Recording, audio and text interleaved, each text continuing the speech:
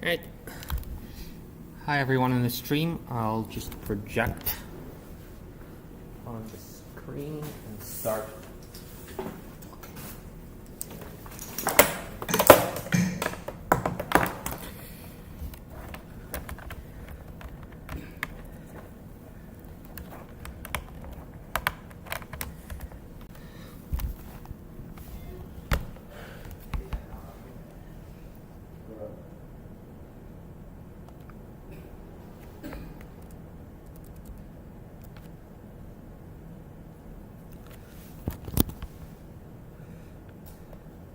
Okay.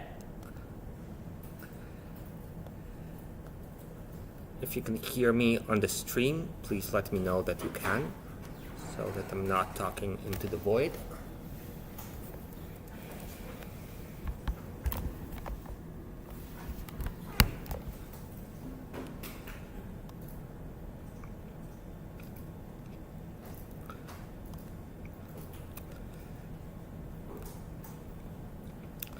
All right. Okay, I'll just wait.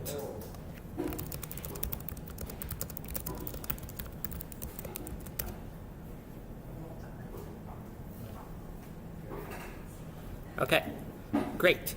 Thank you. So today I want to go a little bit slow so that we don't leave people behind. So there's going to be a little bit of entertainment for people who are kind of more advanced, but mostly not. So I'll start with kind of the wrong approach to this course for most people. So this is famously the Feynman problem-solving algorithm, which is 1, write down the problem, 2, think real hard, 3, write down the solution. So you can read all about it on this like Wikipedia thing, and as the New York Times said, so suggested by Murray Gell-Mann facetiously, not seriously, usually not a good approach. Sometimes it works for you, but sometimes you're misled into thinking it will work just because it worked before, and at some point you get to a situation where this algorithm doesn't work. So I want to go through what we call the function design recipe.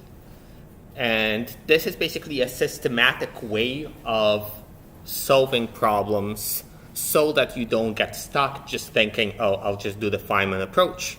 And sometimes it works, but this is for when it doesn't. So this is the approach. So you write the function header. So the header would be the name of the function and then what are the inputs to the function. You write down the type of the input and the output. So for example, does the function take in a number and output a number, or does it take in a data frame and output a character, meaning text, stuff like that. You then write down, and usually if you're solving a problem on an exam or in a problem set or something, that's already given to you. But when you're writing larger programs, it would sometimes be the case that you say, oh, I just want a function. And it helps to just write down in English what it does, write down sample inputs and outputs. I forgot one important step here, which is write the function. And then test the function. So it seems like a lot of busy work, and sometimes it might be. But I want to emphasize that in my experience, this actually works. So this kind of, I work with students and they tell me, oh, I'm stuck. And I'm saying, well, like, did you follow the function design recipe? And they say, well, and I kind of skipped that. And I say, well, like, let's do it. And it works. So, of course, kind of once you get more experience, maybe sometimes you get to skip it. So I want to do an example of kind of following this approach. And we already saw like something like this. So I want this function value range. And the basic idea, so I intentionally wrote it in English and not in kind of R-like language. So what I want to do is I want to take in the vector of numbers and I want to output the range. So what I mean is, for example, like a temperature range is like what's the difference between the highest temperature and the lowest temperature that's recorded, right? So that's what I want. So I'll just start writing it down.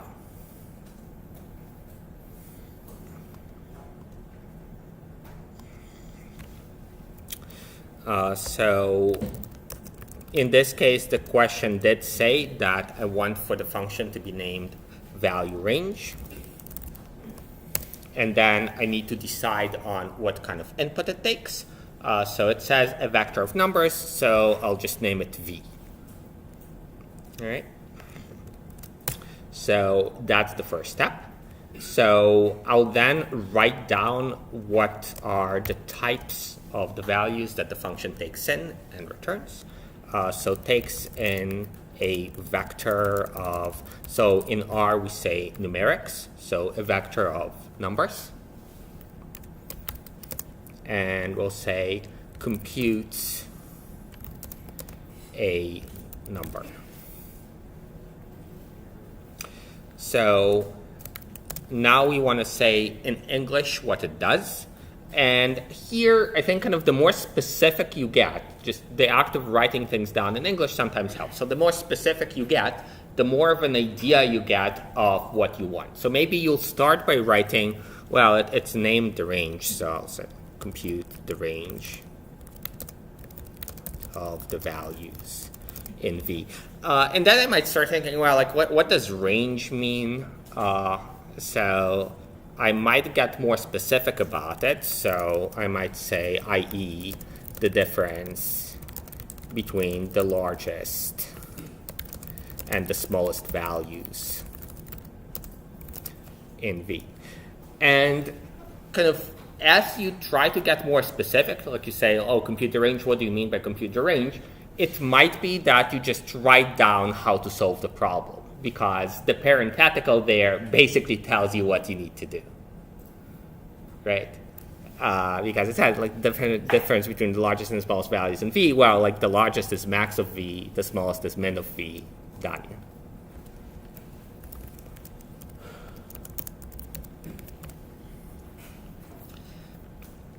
Right? So that's kind of part of the magic of the design recipe is you try to write things down, things get clearer in your mind, some of the time at least. So we did the writing part. Luckily, I got it correct, probably.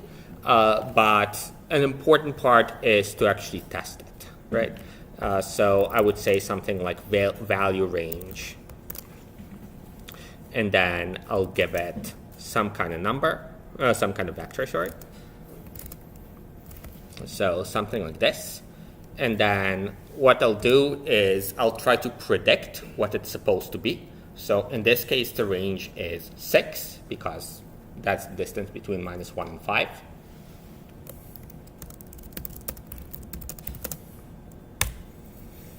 And then I'll try it.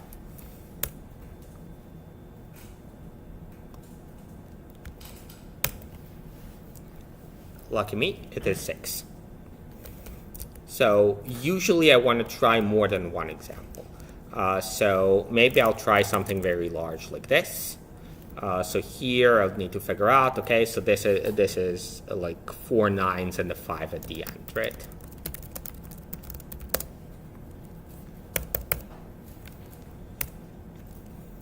Oh, I was wrong actually.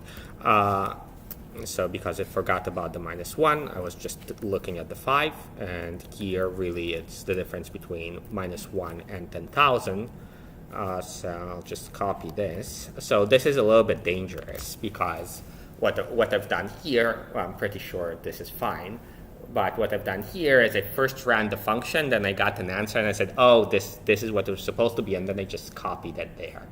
Which, well, like if the function is wrong and gives me the wrong output, if I just copied it because the computer told me, well, maybe the computer is wrong. But in this case, it's fine. I looked at it and I said, oh, it's actually, yes, it's like the distance between this and this. And here, kind of, why was I misled? Well, I was kind of thinking, well, like it's like 5 and 10,000, that's probably it. And maybe the way I wrote the function, in this case I didn't, but maybe I could have written the function by just saying, well, like look at the difference between the first element and the last element. And it might work here, but it wouldn't work here because here the smallest one is here. So it's good to try to vary the test cases in such a way that you kind of mix things up.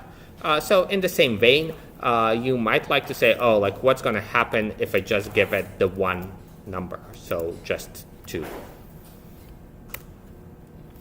In this case, it's 0, and here it's kind of reasonable. So if you just have one number, the range has got to be 0, right? So similarly, you might say, well, like what would happen if all the numbers are the same? Is it going to work? Well, here I just have an extra comma. And the answer here is yes, it's fine. So that's the process. And if you follow the process, I promise you things do get kind of easier. So again, may be tedious, may seem tedious, may be tedious, but it works. So what we're going to do now is we're going to do some practice exercises. So 1 through 6 are like not difficult, but they hopefully kind of will get you to remember stuff from last week's lectures. If you're bored, I put exercise number 7 here, which is going to entertain you a little bit. So if you have programming experience, like do it the R way. So no loops or anything like that is the idea. All right. So what I'm going to do, I think, is I'm going to look at the Discord, and I'm also going to give you a chance to kind of look at the practice problems. I think like it's important that everyone catches up, at least kind of to this level. So this is on, this is on the course website. So I'm switching to Discord, but the practice problems are on the website. Yeah. Do we say computes instead of returns? Well, I mean, it really is returns. So like the reason I say compute is because we don't really think about the mechanism of, oh, it's returning. So for that reason, I say compute. Of course, technically it is return. Yeah. All right. So, yeah, do the exercises. Where is it posted? On the course website. So if you just go here, the slides are over here.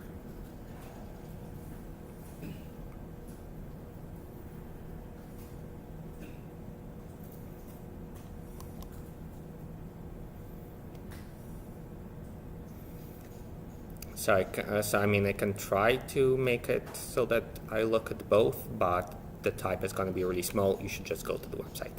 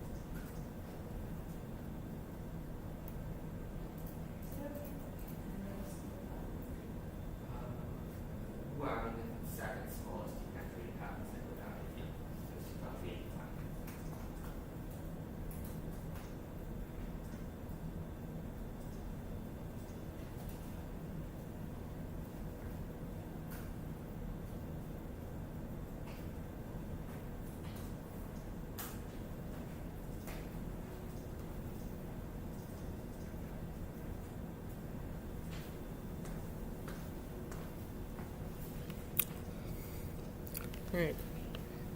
So the people in the room at least have written, I think, the solutions mostly. So I'll do that. So second smallest.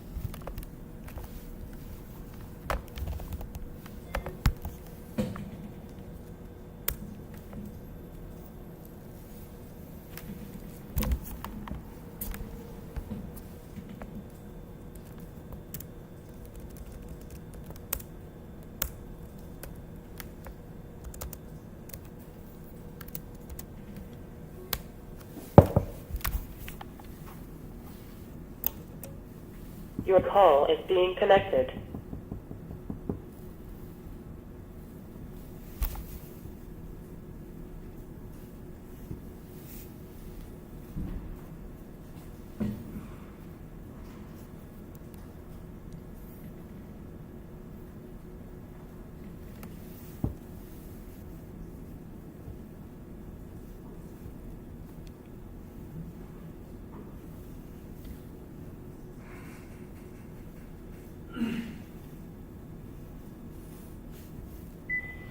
Classroom support.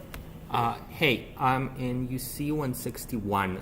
So the system keeps logging me off just without me saying anything. It just starts saying the system is shutting down. And that happened, I think, 3 times now.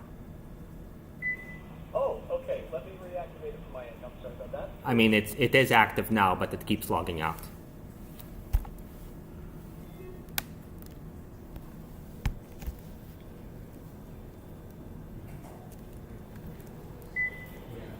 Okay, I'm just checking on my end. Should be fine now. All right, thank you. I'll call you back if not. Thanks. No problem. Sorry.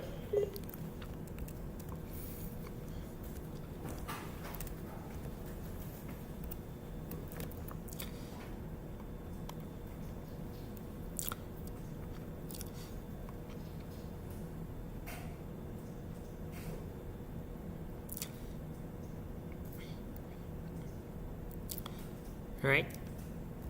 So the third one is where people might tend to get lazy and they shouldn't. So this is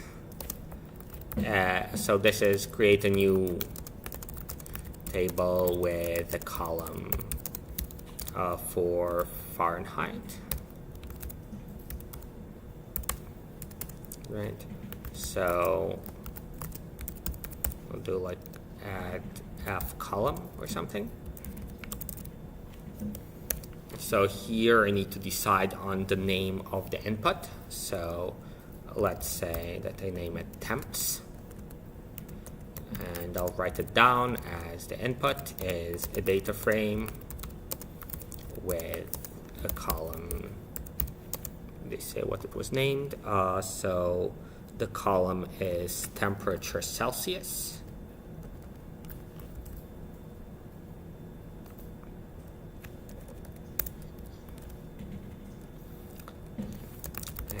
column city, and output also a data frame.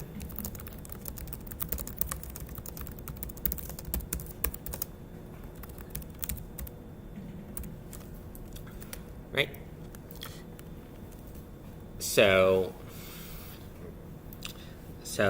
this is like that. So at this point, I also want to write down what the function does in English and write down some sample inputs and outputs. So in English, create a new data frame, or it doesn't say, I don't really want a new one, changing it. So compute. So what I want to do is add the column Fahrenheit to the table. So at this point, got to write an example. Might as well do it now because I'll need to test the function later anyway, right? So I'll do that. So the way you create a data frame, if you remember, is you specify what the columns are. So I'll say like city, and I'll do like Toronto, New York, and I'll do another Toronto, and I'll do another New York. In fact, in later questions, it's implied that there's going to be several rows with the same names. And here, this was the name of the column. So I'll rename it a little bit because this name is kind of annoying. So I'll name it Celsius. And I'll do like 23, and then in New York it's hotter, and then in the winter, like usually the difference between Toronto and New York, like actually like is pretty consistently on average. It's like a difference about 4 degrees, I think. So in the winter in Toronto it's like maybe -1, and in New York it's a balmy 3 degrees, let's say. Something like that. So now the input is going to be temps, and the output is going to be this, but with a new column that also has a Fahrenheit thing. So to convert between Celsius and Fahrenheit, how do you do that? I don't really remember. So I think what I know is that, so I'll derive the formula just for fun. So we know that Celsius 0 is approximately Fahrenheit 32, and then Celsius 37 is approximately Fahrenheit 98 or something. So this is freezing, and then this is like normal core body temperature, I guess. And then the conversion is linear, so all we need to do is like solve this equation, right? So it's like A times 0 plus B is equal to 32, and then also A times 37 plus B is equal to 98. So this implies that this is 32. So this implies that B is 32. So this means that A times 37 plus 32 is 98. So A is going to be 98 minus 32 divided by 37.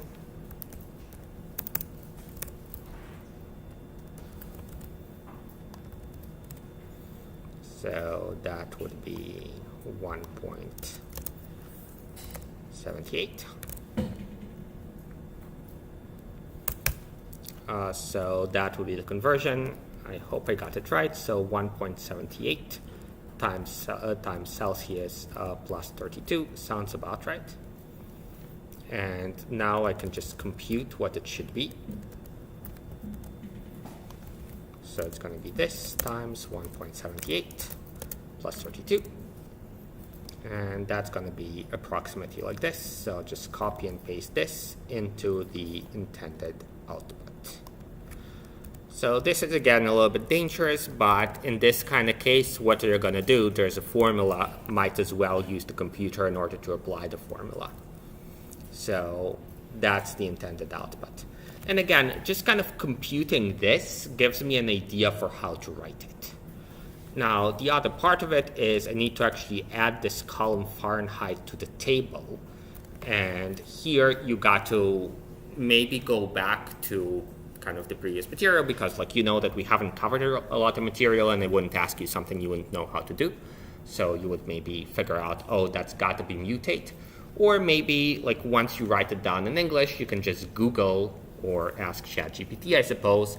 And once you know the description in English, it's pretty straightforward to find a way to do it. Of course, ChatGPT can just do the entire thing for you, but we are learning here. So we had already our name of the function. So this was, we haven't actually, I guess I skipped the signature. So might as well do it now. So that would go here. So this would be add Fahrenheit function temps. I have a feeling I did write it. So that would be like this. Oh, here it is. I actually did write it. So what do we do here? Well, we got to add this column. So to add a column, that's a job for mutate. So that would be Fahrenheit is equal to whatever I wrote down here, right? So this would be Celsius times 1.78 plus 32. Right? And that's it. So that's the function. We can now test it. So we already conveniently wrote this down. So there is going to be a little bit of a problem here, but we'll fix it. So if I do add F column, so by the way, so when you're typing, you'll notice that R tries to autocomplete. You can just press tab in order to apply this autocomplete. And here you've added temps. I need to say library tidyverse.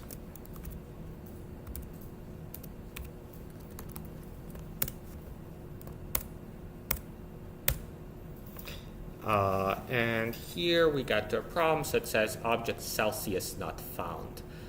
So you can kind of see where the problem is, maybe, because here I capitalized Celsius and here I haven't.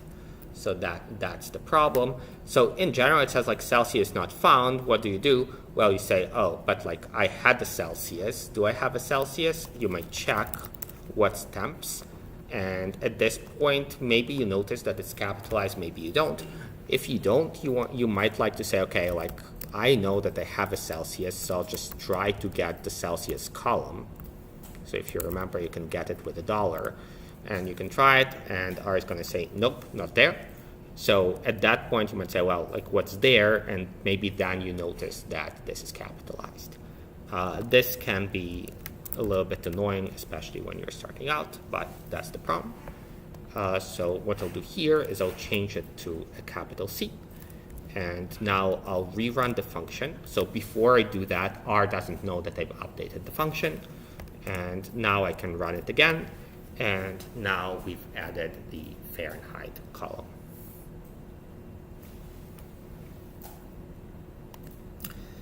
So, okay. So the next one is take a data frame that's similar to the previous problem and compute the second smallest temperature in the data frame.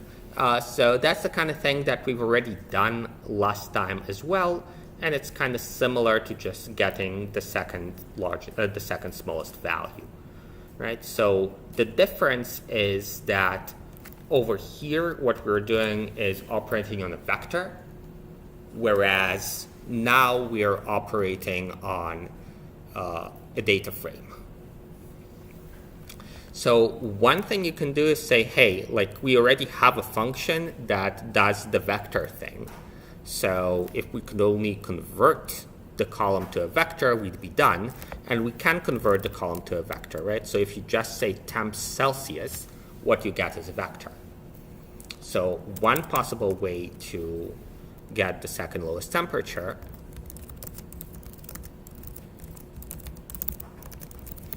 is to just say second lowest, smallest, I guess, temps Celsius. Done. Right? So second smallest is a function that takes in a vector. So we made a vector. So temps Celsius here, you see it's just a bunch of numbers. So we just say we already have a second smallest thing. Just pass the Celsius. That's it. The other way you can do it, and arguably kind of it's nicer because we're mostly using tidyverse for everything, is to actually use a range, right? So you can say temps, and then you can arrange it by Celsius.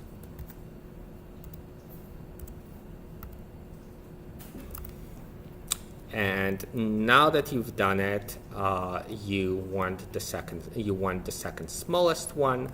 So you want the second row, and you want the Celsius.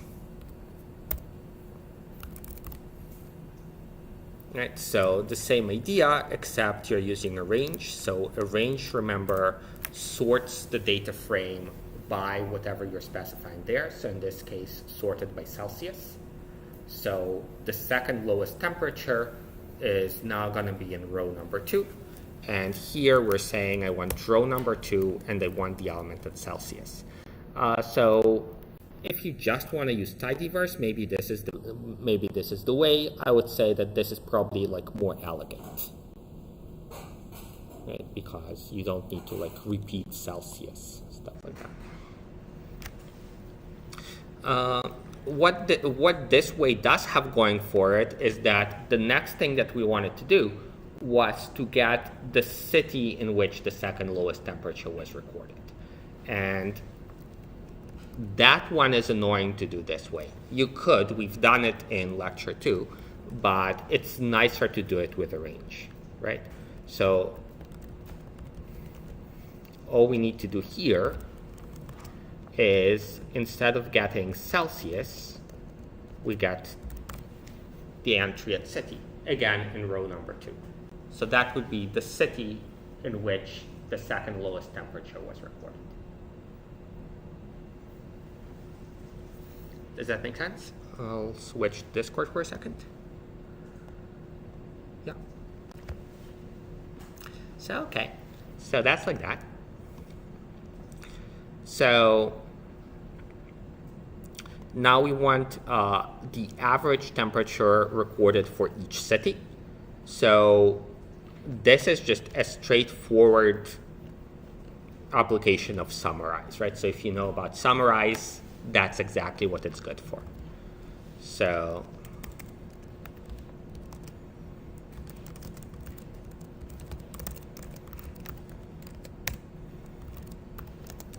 we'll just say temps, and we'll say group by city.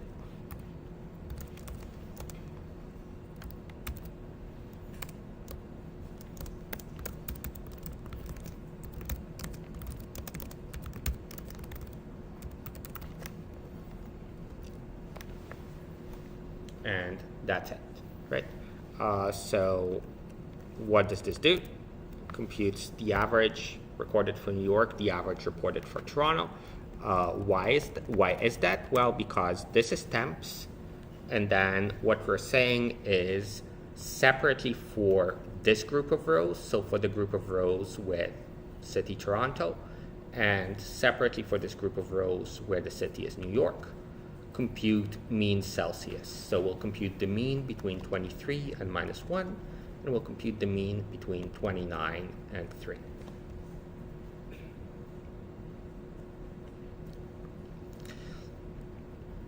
So, yeah. Can I see how you made that triple? How I made temps. Like the main font filter twice? This is just this. Oh, okay. Thank you. Yeah. All right. So like that's how you write the data frame, right? So you say you're going to have one column that's city, one column that's Celsius in this case. So for this, you might. So I want to do kind of another thing. So let's say that you want to do something complicated. So I want to compute the difference between the coldest and the hottest city in the data frame.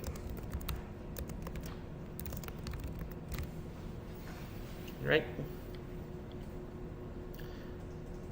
So this is the kind of thing where, well, like maybe that's what you want. Like you want to compute the average temperature for each city, and then you want the difference between what's the coldest city and the warmest city in the data set.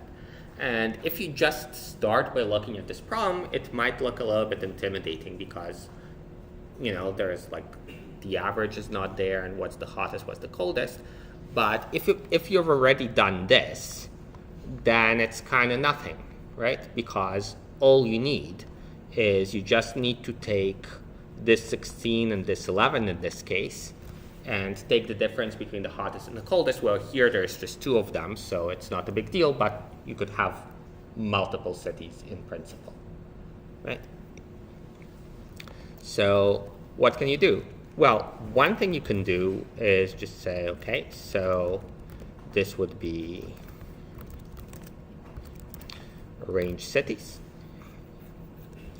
And this already has the mean temperatures.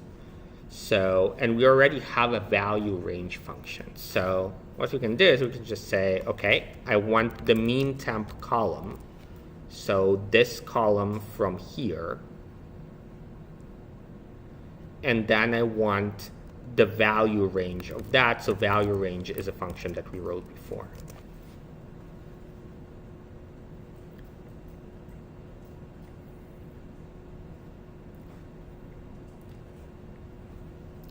And that's it, right? So that solves it. So looks difficult, right? But if you do it step by step, then it's not so difficult. So you have kind of average city temp, and that kind of gives you what you need to know.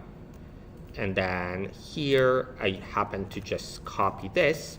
It arguably would have been nicer, and I'll write the nicer version, to actually use the function inside here. So instead of having copied the body of min temp, what I'll do is I'll just call the function. So I'll say average city temp,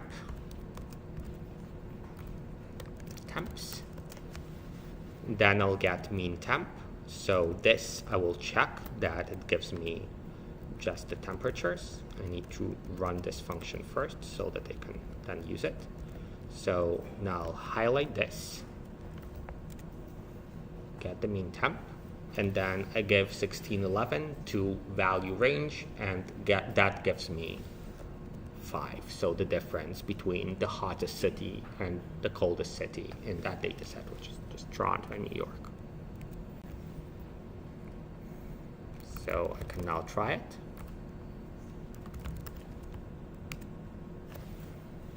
And I got my range.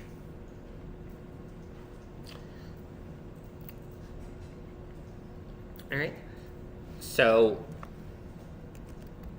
I think this is the kind of question where the function design recipe might really come in useful, because, well, so here I kind of followed the process of writing simpler functions first, so I even skipped some steps. But the reason I was able to skip the steps is because I wrote functions that were useful before, so I kind of knew what was going on. Having an actual sample input is extremely useful, so don't skip that step. actually write down the sample input. It both helps you kind of make the problem concrete in your mind, and it helps you test right away.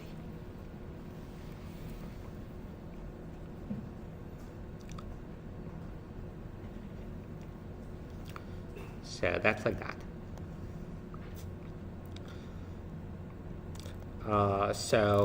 Now number 6 was write a function that takes in a data frame, as in the previous problem, computes the city where the coldest day was recorded.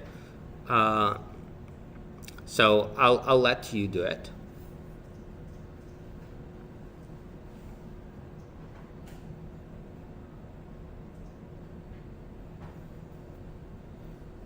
That should be like really straightforward, because I really should have changed the ordering of the questions here between 4 and 6.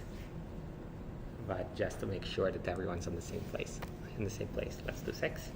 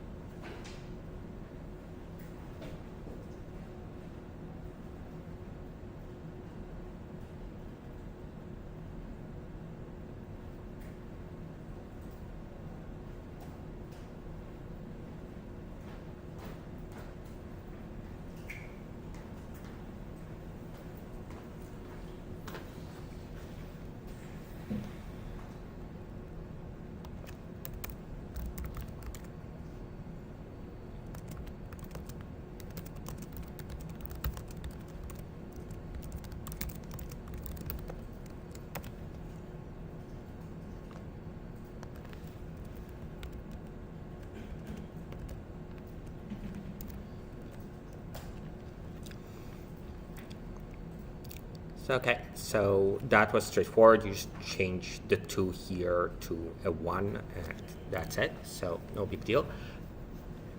So I think, so we're at 8:18. So I think I'll take a break until 8:25 and let people kind of work on number 7 as well, because I think people are still working on it anyway.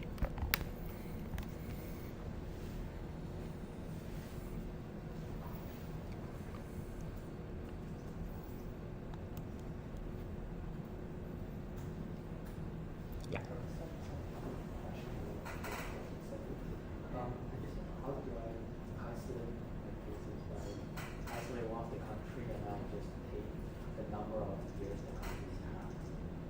Yeah. So one way of doing it is you can just pass the column. So pass the column and then, which is what we have done in class. Okay. Another thing is you can just use the n function and count the rows. And just n, small lowercase n. What does that do? Say it. Oh, what does the n do? Counts the number of rows. Oh, okay. Okay. Yeah, I was trying to use that level. Yeah. Well, yeah. So you them works, right? Or like length or stuff like that.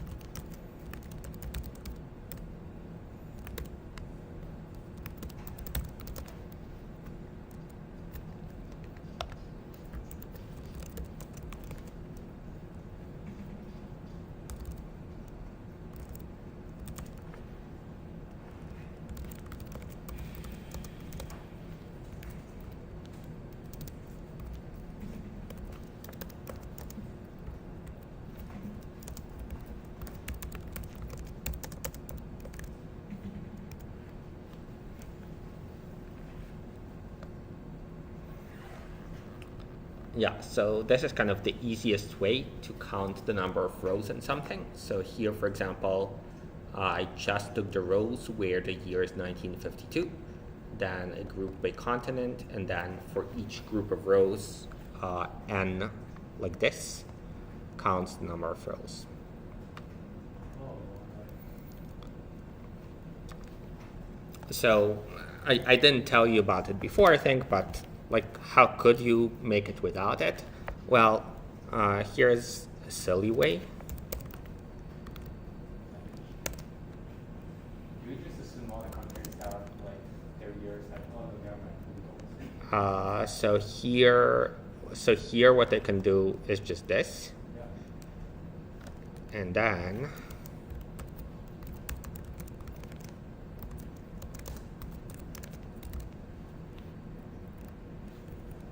so we'll group by continent.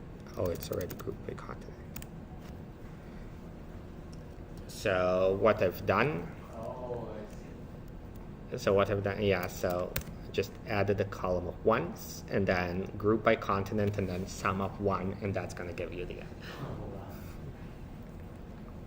Yeah, that's their problem.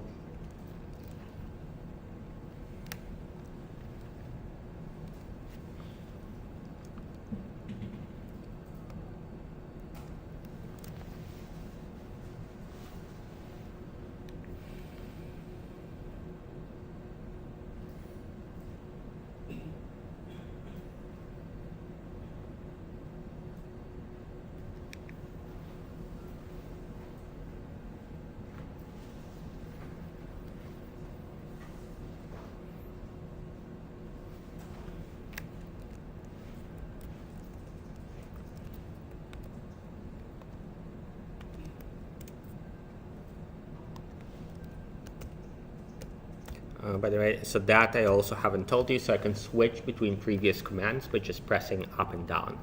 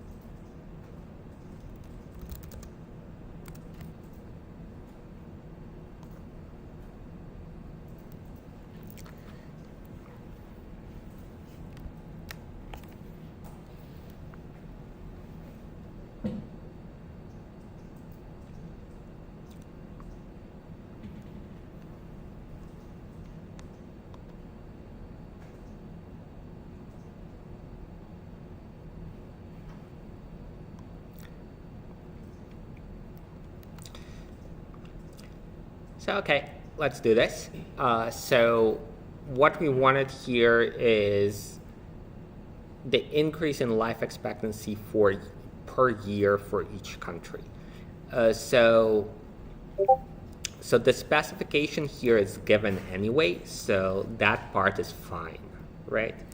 But what's really useful is to write down a small example where you actually can figure out what the answer is, right? So I'll do that. So the other parts of the design recipe are kind of done anyway.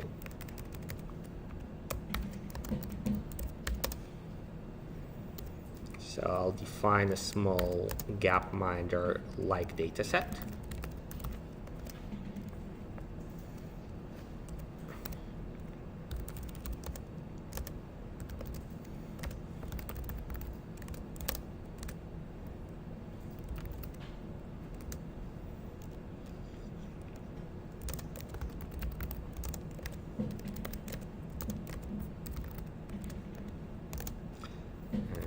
Here I'll do like 2 years. That's actually backwards. So something like this. And I'll do the life expectancy, so let's say 75, 74, and 78, 75. Close parentheses. So here I can run it and then see what the table looks like, whether it makes sense. So I did something like that. And then what we wanted was, so what we want is the increase per year, right? So what's the increase per year in Canada? So here I just write it as a comment. So increase per year. And again, just writing it out, I think helps. So here I said it went from 75 to 78 in 10 years. So that would be 78 minus 75 divided by 2000 minus 1990 and whatever it is. So 0.3. And then in the US, it's gonna be so 75 minus 74. So those numbers, by the way, are made up. Don't really care. So 2000 minus 1990, so that would be 0.1. Okay. So that's what I want at the end. So now the question is, okay, how do I get it? So those numbers suggest an idea, right? So what do those numbers say? Those numbers kind of say, okay, assuming that there is uniform increase, what we'd like is just the largest minus the smallest. Maybe there isn't a uniform increase. So what's reasonable would be to take the life expectancy for the largest year, take the life expectancy for the smallest year, right? And then subtract those, and then also take the largest year, the smallest year, subtract those, and then you get the outcome. So how do you get that? So at this point, what's useful is to start saying, okay, like we had examples there where we used helper functions in order to compute useful values. So here I want to do the same thing again. So the big problem is difficult. I'll just start small. So I'll get the life expectancy that corresponds to the largest year for a particular country. Right.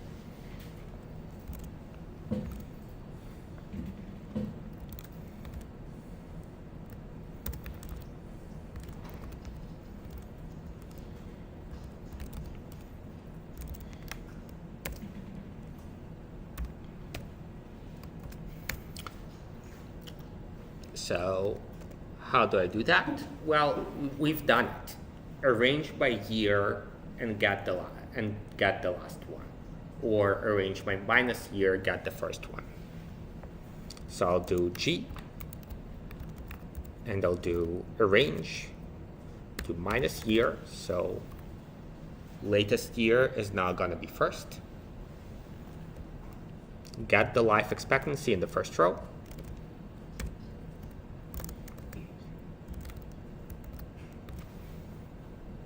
That's your life expectancy for the latest year.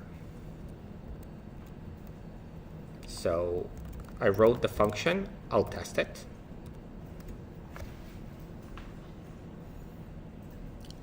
Seems all right. So this was for just G, right? So generally what I want is I want the life expectancy for different countries, separately. So how do I do that? Well,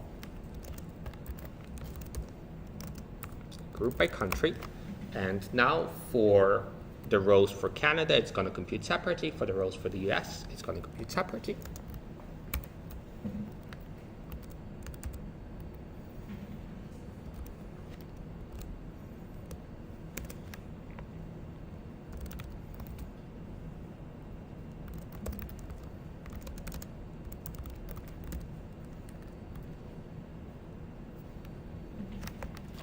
So here I want to do so here that's going to be just this. So not passing. That's not going to work.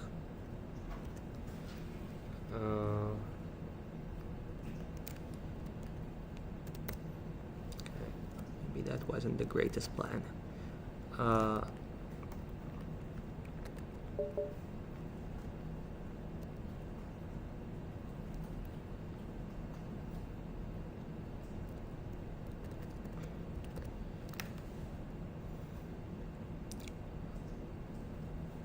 So yeah, sorry, so I wanted to do it with summarize. I'm now not sure I can.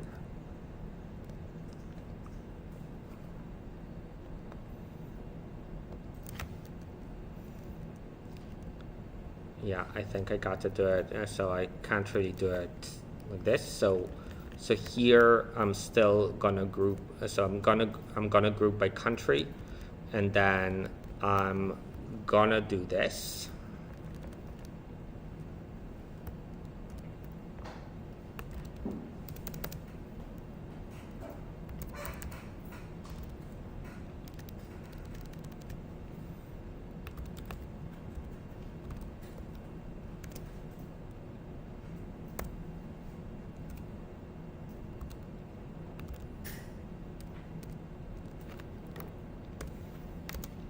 And what I want to do now, so if I do it like this, this is what I get. So this is arranged. So this is arranged by year, and then I still have Canada and the US. So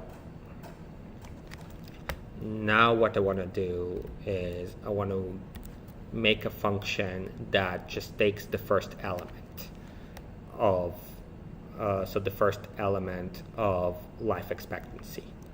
So if I just take the subset here and I take the first element of life expectancy, I'll get 78 for Canada, and I'll get 75 for the US. So to get the first element,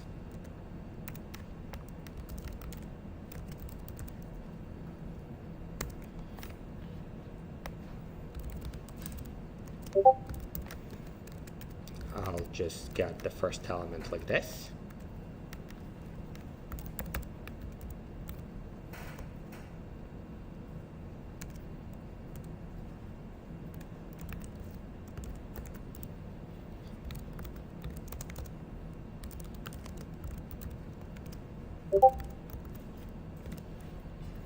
Okay. So the first element of life expectancy without the group by would just be the 78. But if I group by, it's going to be separate for the rows for Canada and the rows for the US.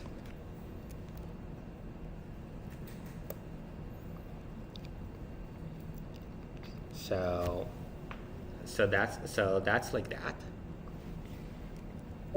So now I don't just want the latest life expectancy, I'll also want the earliest life expectancy.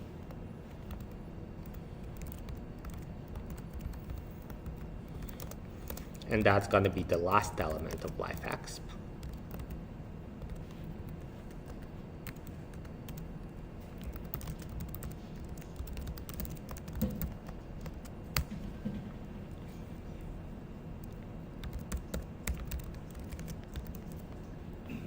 So that's going to be like this.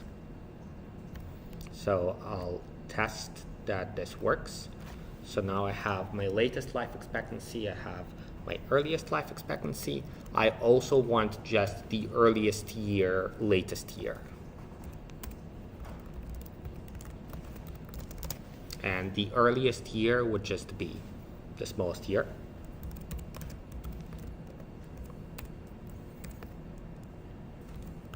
The latest year would just be the largest year. So that's going to look like this. So at this point, I need all the information. I have all the information I need, right? So I have latest life expectancy, earliest life expectancy. I have earliest year. I have latest year. Now all I need to do is just difference between those divided by the difference between those. So that's a job for mutate, right? So I have this data frame, and I want to add one more column where I have difference between life expectancy divided by the difference between years.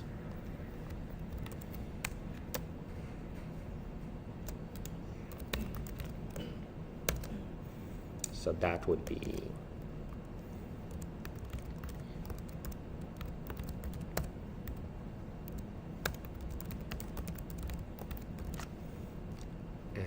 now I'll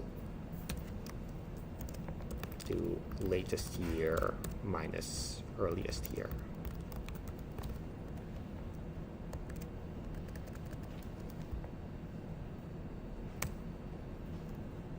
It's not happy about something, so here it says earliest life expectancy not found, so probably I didn't spell it right.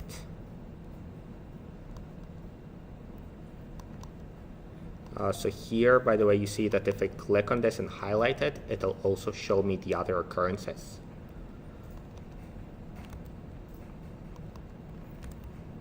So, oh, I guess it was misspelled here actually, so I'll just change this to a P.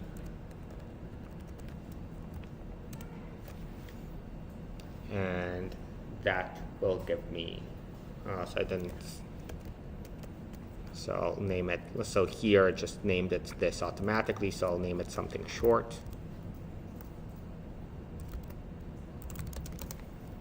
So for average life expectancy increase. And here it is.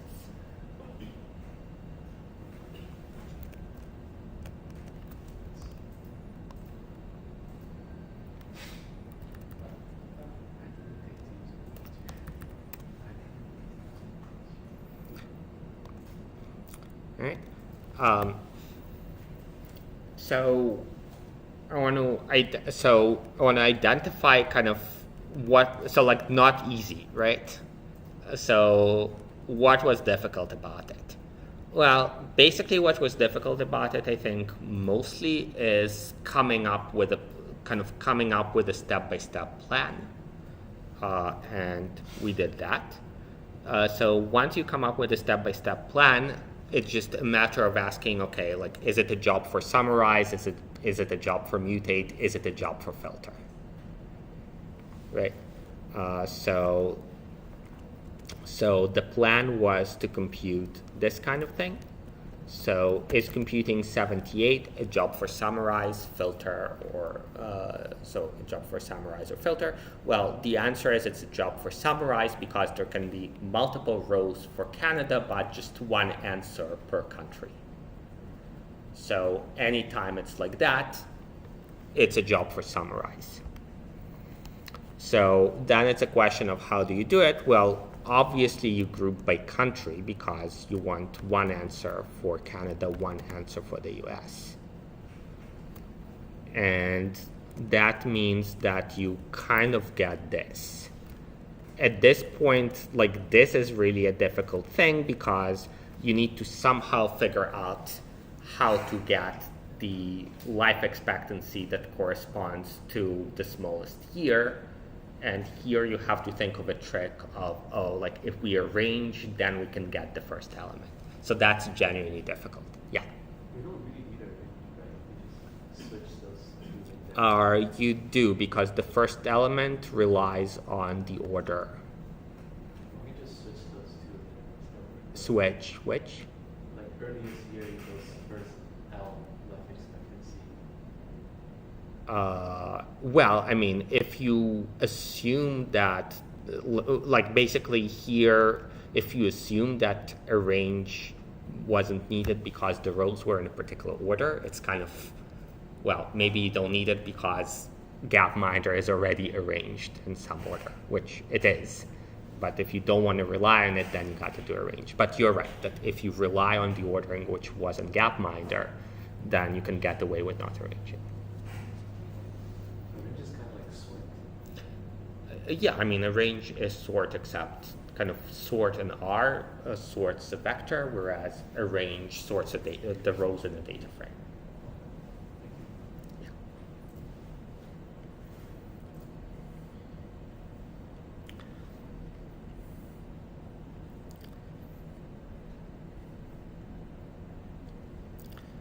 All right. What are people saying on Discord?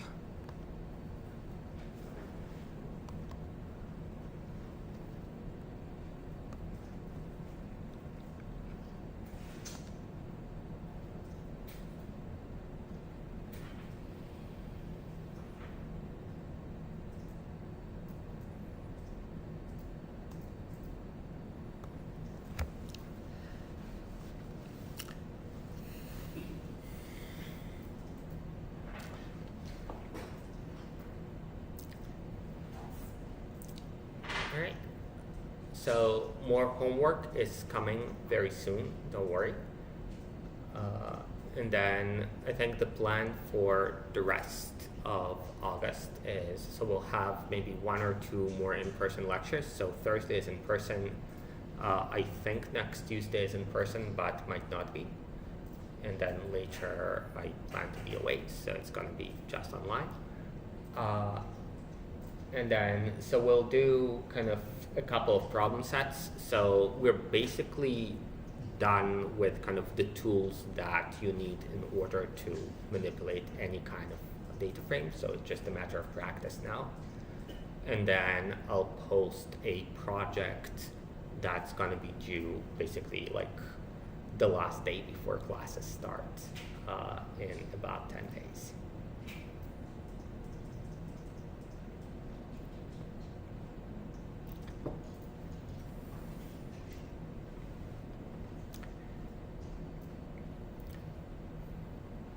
All right, thanks very much.